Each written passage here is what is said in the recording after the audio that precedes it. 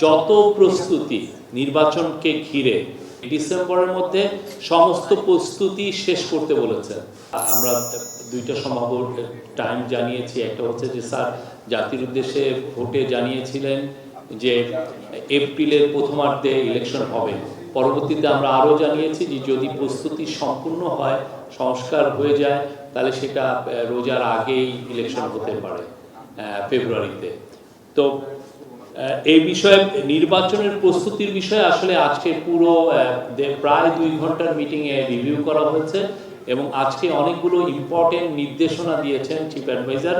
প্রথম নির্দেশনা ছিল যে আইন শৃঙ্খলা বিষয়ক যত প্রস্তুতি নির্বাচনকে ঘিরে সব প্রস্তুতি উনি নিতে বলেছেন বাই ডিসেম্বর। এই ডিসেম্বরের মধ্যে সমস্ত প্রস্তুতি শেষ করতে বলেছেন বাই ডিসেম্বর।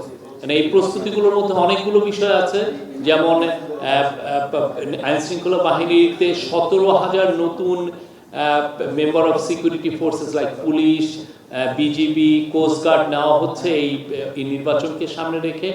তাদের রিক্রুটমেন্ট এবং তাদের ট্রেনিংটা খুব ইম্পর্টেন্ট, যাতে এই সময়ের মধ্যে শেষ হয় সেই বিষয়ে উনি নির্দেশ দিয়েছেন।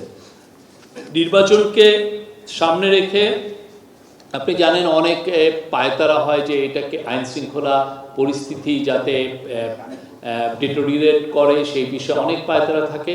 তো উনি আজকে নির্দেশ দিয়েছেন যে আইন শৃঙ্খলা বাহিনী যাতে কঠোরভাবে আইন প্রয়োগ করে এই আগামী মাসগুলোতে নির্বাচনকে সামনে রেখে।